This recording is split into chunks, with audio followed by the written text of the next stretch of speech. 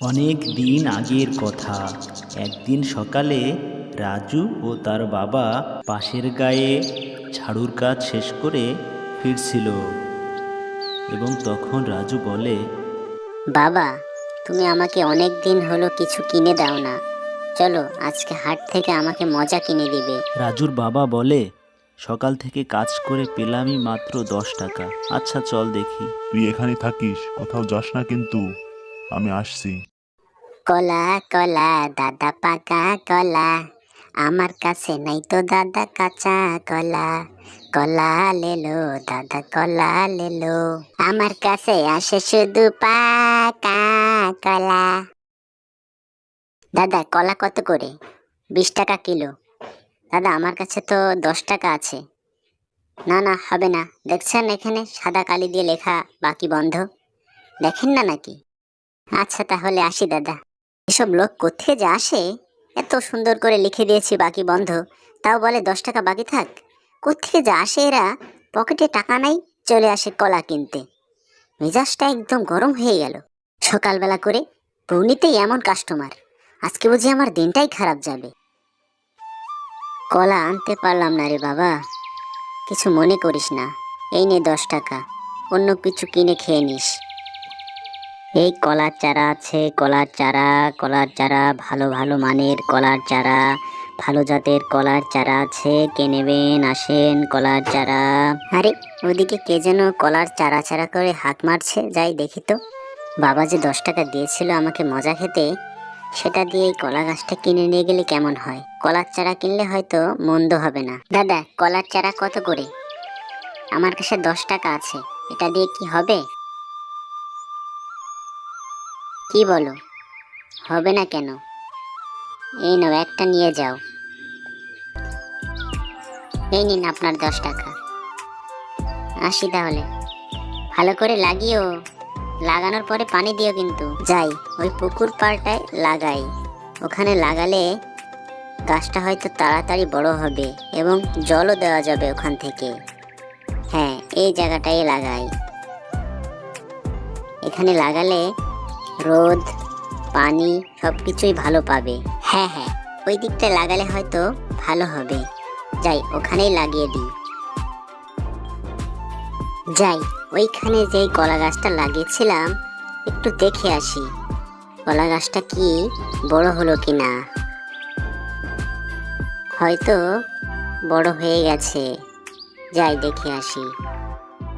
আরে আরে আরে, কলা গাছটা তো অনেক বড় হয়ে গেছে, কত পাতাও হয়েছে গাছটিতে। যাক, কলা গাছটি অনেক সুন্দর হয়েছে, বাবাকে গিয়ে বলি। পাহাড়ের পাশে একটি জঙ্গলে 3 মাথাওয়ালা একটি পেতনি থাকতো। সে প্রত্যেক বছরে একবার গ্রামে এসে ধ্বংসলীলা চালাতো। এবছরেও কতদিন হয়ে গেল গ্রামে গিয়ে ধ্বংসলীলা চালাইনি। যাই আজকে গিয়ে ওই গ্রামটায় ধ্বংস করে দিয়ে আসি। আমার জাদু শক্তি দিয়ে ওই গ্রামটা আমি একেবারে ধ্বংস করে দেব। যাই ওদিক পানে হেঁটে যাই। উড়ে উড়ে যেতে আর ভালো লাগে না, আজকে হেঁটে হেঁটেই যাব। এর আগের বারে এই গ্রামটা ধ্বংস করেছিলাম, না এবার আর এই গ্রামটা নয়, ওই পাশের গ্রামটায় যাই। জাদু মন্তর টুকা কলন্তর।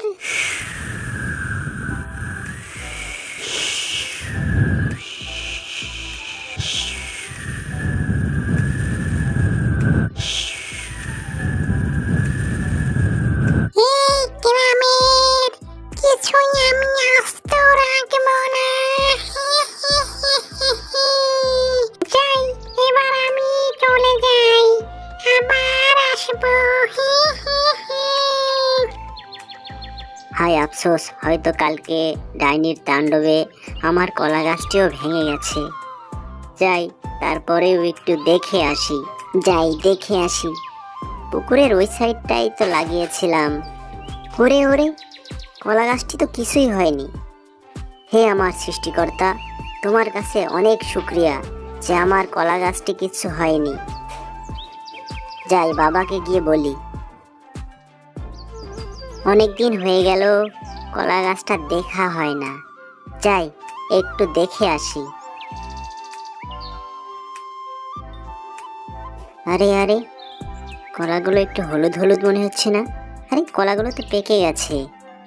হে আমার সৃষ্টিকর্তা, আপনি পারেন ছোট গাছ থেকে গাছটি বড় করতে এবং সেই গাছে ফুল ফল এবং সেই ফলকে সুন্দর রূপে পাকাতে। আজকে যদি আমার মা বেঁচে থাকতো কতই না খুশি হতো। কলা রাখবেন গো কলা, দেশি কলা। কলা রাখবেন গো কলা, কলা দেশি পাকা কলা। অল্প দামে ভালো কলা, দেশি কলা হবে, পাকা পাকা কলা। রাখবেন গো কলা, কে নেবেন আসেন পাকা কলা। আমার মা যদি বেঁচে থাকতো আজকে কতই না খুশি হতো। মা, তুমি ওই আকাশের উপর থেকে আমার জন্য দোয়া করো, যেন আমি বাবার মুখে হাসি ফোটাতে পারি, আমাদের কষ্ট এবং দুর্দিন দূর করতে পারি। যাক, কলাগুলো বেচা হয়ে গেল।